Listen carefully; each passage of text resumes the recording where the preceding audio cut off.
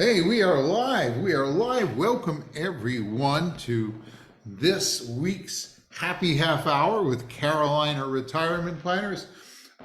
For those of you who may have just shown up for the first time, I'm David Shakavich, the president and founder of Carolina Retirement Planners. And with me is Samantha Sam Shakavich, my daughter and partner in the business. Hi, And everybody. for the last, I don't know, it's been 30 months or so. We have been coming to you every Thursday at 4:30 since this COVID thing first hit, and kind of we started to get together with folks, and we've just been so popular. We've kind of kept going, even though for the most part, COVID has mostly subsided, at least in how it decimated our lifestyle. So we come to you every week and talk about something.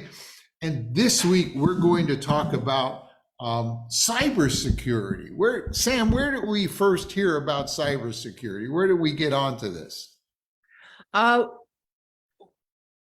this isn't the first place we've heard about cybersecurity, but the most recent place that we've heard about cybersecurity was at a talk while we were at a training in Austin, Texas. This And week.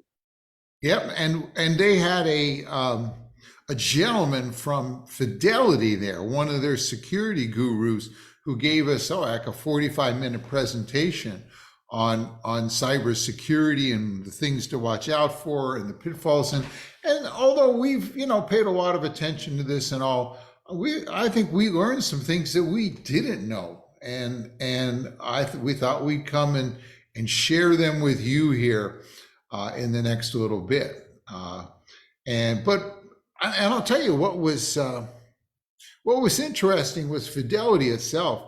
I wish I'd written it all down exactly, but they have like 1,000 people just for Fidelity working on cybersecurity. They have one group whose job all day and night is to try to break into Fidelity. They have a group that tries to find chinks in their armor, loopholes that someone could use to get in and do malicious things on your account or Fidelity's accounts. And so it was rather interesting. So we got some good stuff there. Well, Dad, are we starting the talk now, or do we get to have some fun we first? Can't start the talk now. We've got to have some fun first. Who do we always introduce when we do this each time? The lovely, incomparable Miss Amy Dresky, our Director of Client Fund. Hi, how are you guys today? And also web guru. Better now that we get to see your wonderful face. Hello. Hello. And Amy, do you know which number this is? How many we've done now? I do. It is week 119. 119. Wow. Right? That's a lot. That's a lot of weeks. That's a lot of weeks. So we've been enjoying it that whole time. And as usual, we always like to start by recognizing, is there any special events or recognitions on this fine Thursday? What day is today? Well, first, today is one day that's important. It is like the U.S. Marine Corps' birthday. And I would like to say thank you to all of them, servicemen. I love my freedom and all of that. But the day that I picked was it's National Vanilla Cupcake Day, which I love. And tomorrow is Veterans Day too. It is Veterans Day tomorrow. Yes.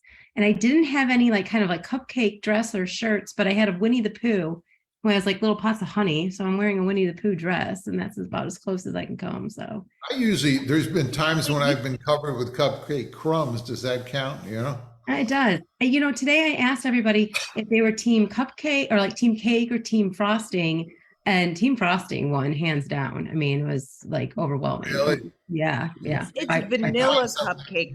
Vanilla cupcake. Yes, vanilla cupcake. And that coincidence. Well, don't get me wrong. I love all kinds of fancy cupcakes, but if I go to the grocery store and Neil and I have a hankering, a sweet tooth, yes, one of our favorite things to buy are those trays of the mini cupcakes. I love the ones where you can eat them in 1 or 2 bites, and it's not a huge cupcake. And we always get the vanilla ones. There's no calories in those ones. I mean, they're calorie free, right? Absolutely. Yeah. Right. And I don't know if I'm team balance. Yeah, I there's need- a lot of that. I need to have, sometimes well, in cupcake world, there's Move 'em. typically a lot of frosting. I don't like a lot of frosting. I like a Cool Whip or light frosting if I'm a I like a lot of, I don't like a cake if it doesn't have enough frosting to balance out the cake. Or if it's like not moist enough, I like to have Yes, the really yes. ideal ratio where you have a healthy amount of icing for each bite of cake. But it can't Yeah. be over. Have it you has- ever made a it has to be cupcake perfect. sandwich? I love doing that. Like, yes, that's my thing. Yeah. Yeah. Yeah. Cupcakes, vanilla cupcakes are wonderful. I like when they have little sprinkles on them. Mhm. Okay, well, we ought to also take a moment to say hi to the folks that have joined us. I know that Teresa is here as usual. It's good to Yes, my see you. mom. Martha, it is also great to see you. Rich, he says greetings. Fred, good to see you here. Bruce is here. Our own Kristen is here, sitting upstairs watching away on her computer. Debbie and Jean, who I saw talk to recently, are here. Eric is here. He is in Pittsburgh, North Carolina. Pittsburgh is lovely. Dan and Barb are here in the mountains. Rick and Marcy are here. Do we? Yeah, you Yeah, I think skipped Rick and Marcy. did I skip? Oh yeah, there they are. Rick and Marcy, good to see you across the river there. Eric and Cindy are here. Barbara's here. Hi. Phil is here. Ooh, eclairs from Food Lion. That sounds nice. That is. I have to admit, I kind of have a weakness for eclairs. Me too. Me too. Absolutely. Yeah. And their cousin banana pudding, is one of those things. Oh yeah. Phil and Oh, I yeah. made a really incredible Love banana banana pudding. pudding. Yeah. Making me hungry. Yeah. Actually, it was Waterline. And this is the funny thing is Waterline they were like hosting like a marathon or something, or like a bunch of runners, or it was like a bunch of people who ran all day and then ended at Waterline and had a beer, but they had like tons and tons of bananas. They had like a freezer full of bananas afterwards, and they were just giving away bags of it. So all these people just ran, all around downtown, ran miles and miles and miles. We just took the bag of bananas and made banana pudding and banana bread. Oh my gosh, I would love it. That sounds. See, where do we leave off? We got Eric and Barbara. And Jay and Carter are here. Oh, okay. And sounds, good to see everybody. And Wayne is here in case you start and I don't get it to you soon enough. We probably ought to get down to kind of work. Yeah, you ready to talk about security, cybersecurity? Yeah, we better get talking about security. We can come back to folks here towards the end. When you think of cybersecurity, there's many ways that people will attempt to attack you, attempt to basically get money. Most of them are trying to get money from you in some fashion. And it's getting more and more sophisticated, and people are getting smarter about doing it. Yeah, you'll see it's getting so you need to be distrustful about everything that comes across. Yeah, it's not, it used to be, oh, hey, I'm a Nigerian prince and I just need, I want to give you this money, but I just need a little bit first. We've gotten beyond that point where people have gotten very sophisticated about the way that they try to separate you from your money. So one of the primary ways they attack is called phishing, and it's spelled that way. And what they're trying to do is usually get you to either click on something to open up to allow them to download something to your computer that'll take it over or hide there and do things, or they'll get you to give them a password or such to a site that they can go on and in some way rob you. So Yeah, they'll get an email. They'll pretend to be they will often create a page that mimics a legitimate site. They've Um, gotten really, really good at that too. yeah, one that happened to me that I almost fell for was I got a message from USPS that said that they had some issues with delivering my package to the address and they needed some additional clarification. And I went to it.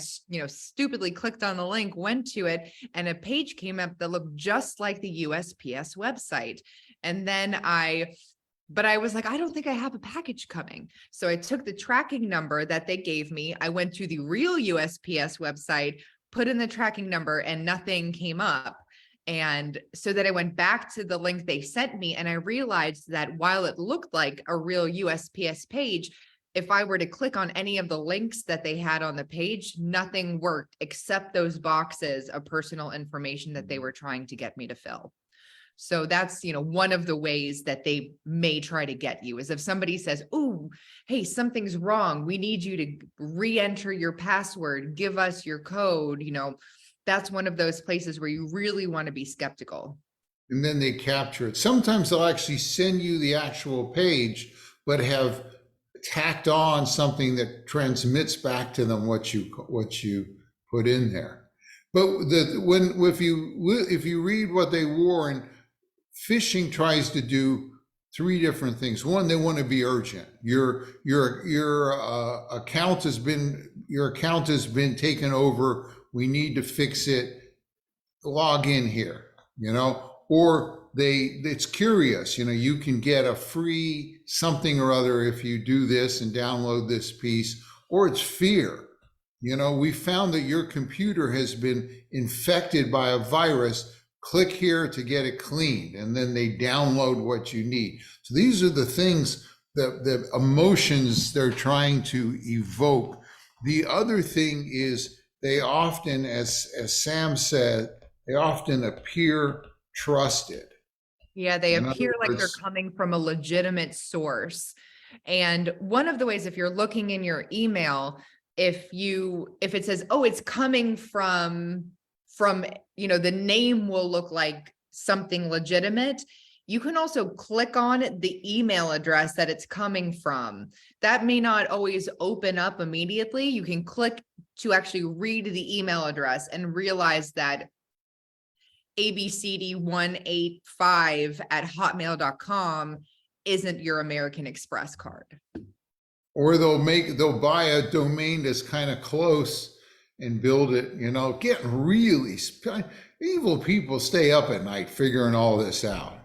So if phishing isn't enough, there's also vishing.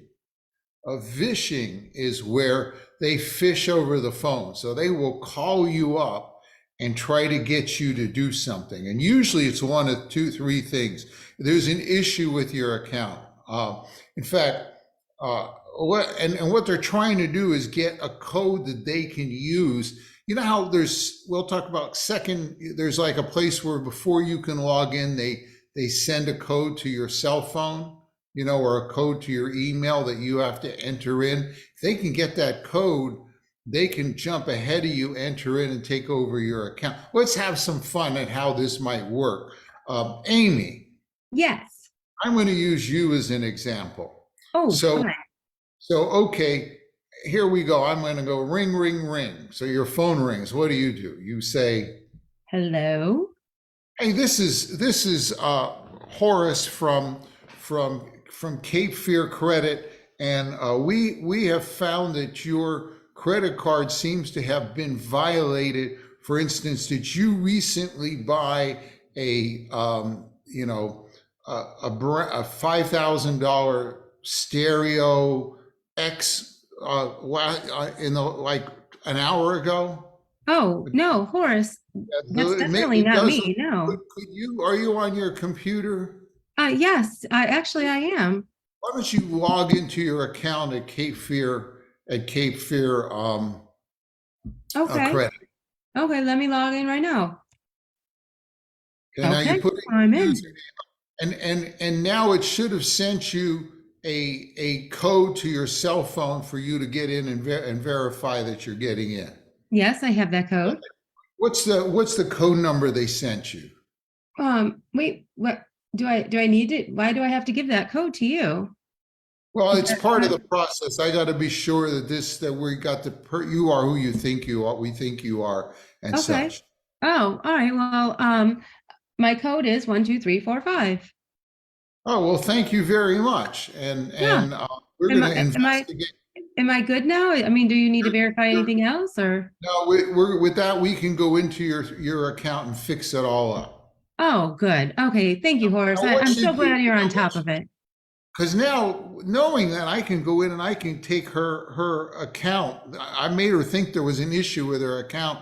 I can go in there and get, let's stop, we'll go back to here for a second. I can go in there and I can do, you know, log in like her, the code.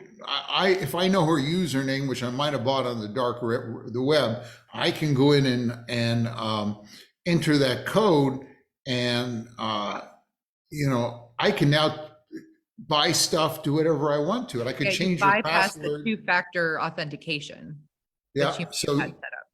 now, what should you have said when I said, could I have that code number? No way, Horace. I'm sorry. No way. Yeah, like why do you need? Don't Why you do you have need my my code code? number? You just sent it to me. I don't think so. No.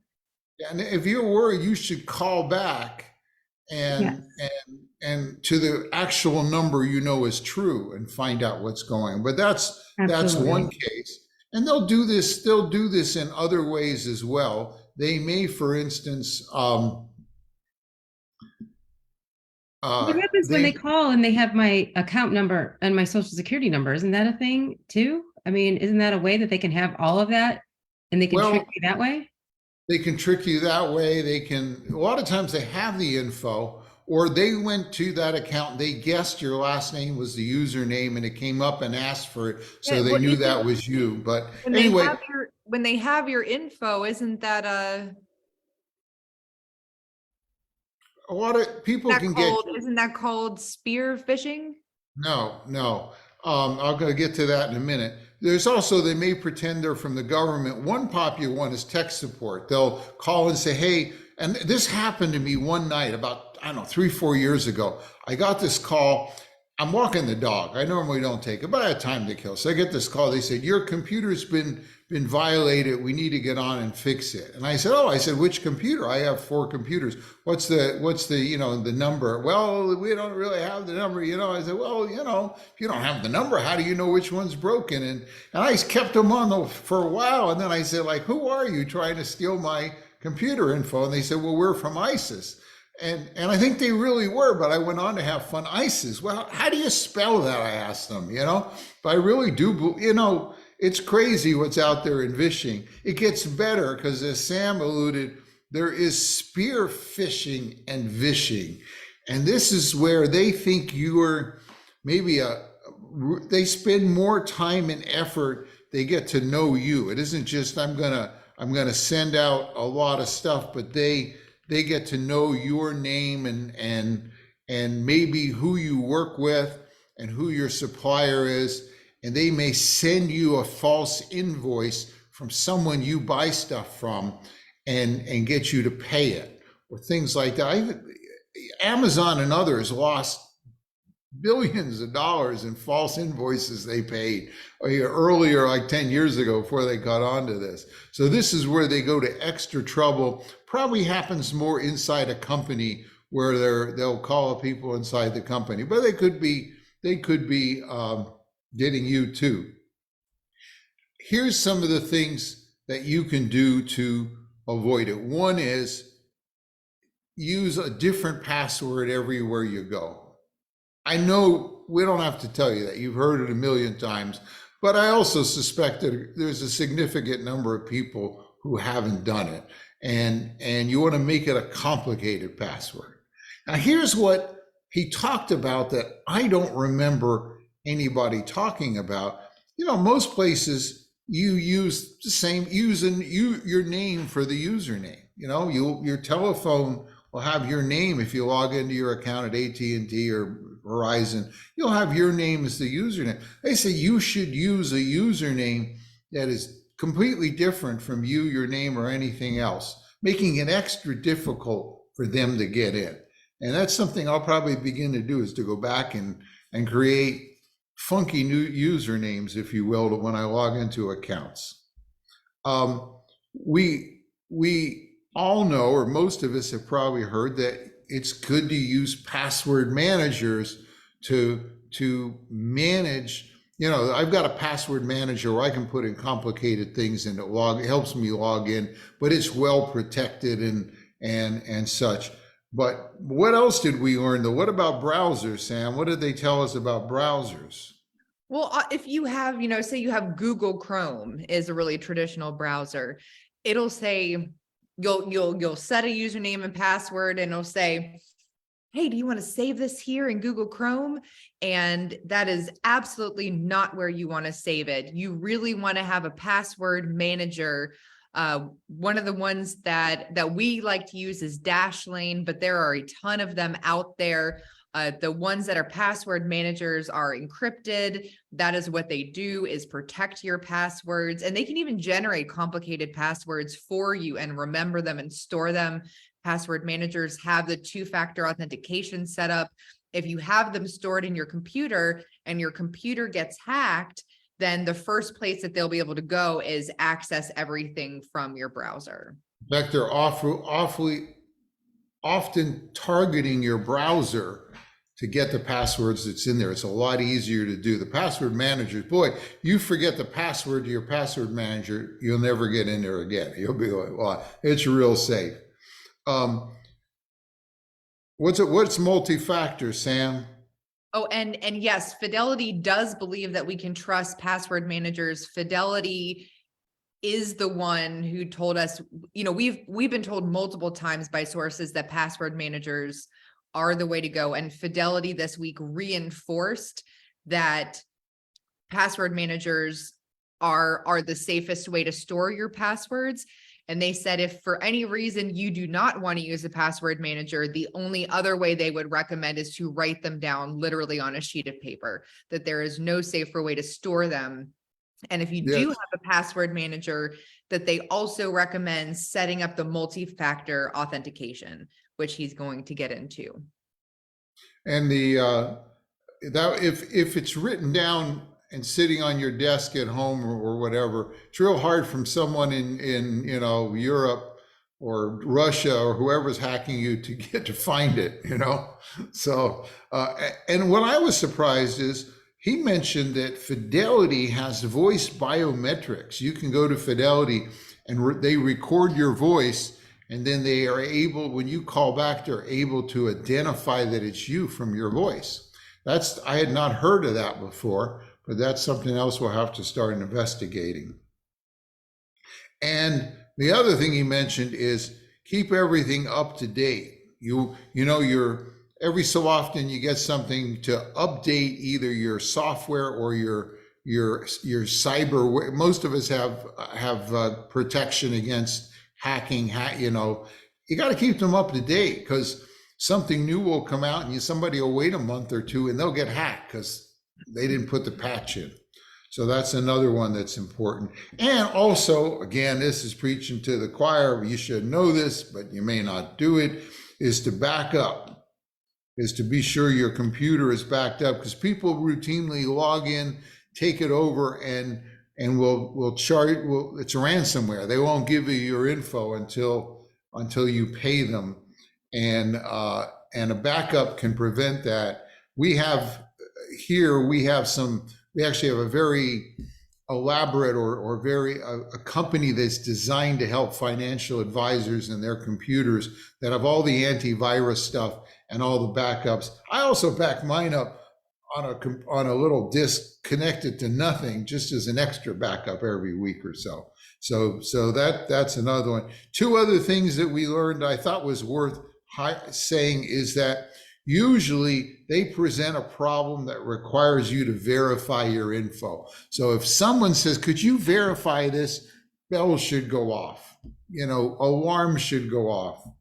And what they might also do is like what I did to Amy a moment ago, is they ask you to share a code, and on the code it'll say do not share, but they'll initiate you going in and getting it, and you should never share those codes with anybody. They don't need it. One other thing that we learned about that I perhaps wasn't aware of as we might be, and that is, what is this? This is a cell phone. Guess what people do? They figure out how to take your phone and move the number in the phone to another cell phone on a different, go from AT&T to Verizon, and once they have it there, they can now log in, and you have a lot of places where to log in. They text your cell phone the number to log in with, that safety number. Once they take your phone over, they can do that. They can pretend they're you. And if that happens, you want to call the company that you're working with. You also want to set up, I think actually 2 pins. One pin is the one when the screen comes up, you got to type in to log in. And the other is you actually have a pin at the company. I have AT&T, and before I can do anything there, they ask for my pin number, and I try to remember it. But you want to be careful. This is a whole another world where just stealing, you may not even know it. They call up and they switch you to a different one, and now they got it on their phone. And so if you do see your phone stop working, bells should go off. So I think that is our little presentation. As a reminder, we are at CarolinaRetirementPlanners.com. If you are new here, you may want to go there. There's some neat videos there. And be sure to look under Problems We Solve. There's a cool video there. And look under Events, Happy Half Hours. And all 119 of these are there on our YouTube channel. You got questions, you can always call us at 815-30-100. And if you're especially someone who may be here for the first time, says, I wish I could ask him a question, you can go to Carolina 15 and book a time, a 15-minute phone call with us. Okay. That's that. Now what's left? What we got? There's something else we have to do yet. What's that? Wine. It's our wine drawing. Wine drawing. Each week we give away 2 bottles of wine delivered directly to your door. And to get your name in my jar, all you have to do is, if you are on Facebook, each week we'll put out an event saying, what our topic is. And if you click, hey, I'm attending this event, I'm coming, we'll get you in here. And if you're on our email listserv, we'll send you out an email letting you know what our topic is. And you just respond to that email and you let us know that you're going to come, or tell us, if you like icing or cake better, or, whatever the question is that week, and we'll get you entered in again. And if you share either with a friend, we will also get you listed in my jar.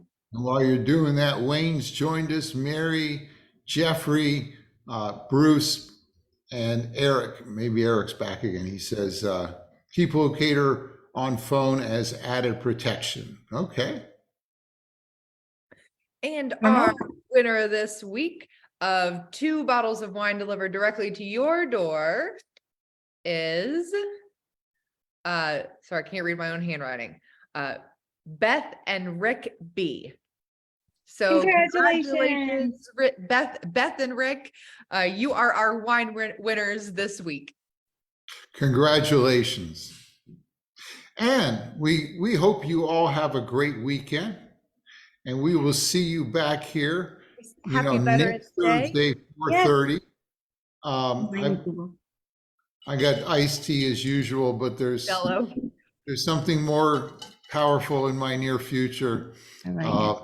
And it's good to see you all. We'll see you next week. We have to come up with a topic yet. You can always email us with any suggestions you'd like to hear about. And hope this was useful. Let us know if this was a good one. There's the possibility we can have them do a seminar, webinar for us. And if you'd like to get really into the weeds on this with some experts at Fidelity, send us an email. Maybe we'll spend the time to put that together and send it out if that sounds like something. Other than that, cheers. Cheers. Bye, everyone. Have a great weekend. Take care.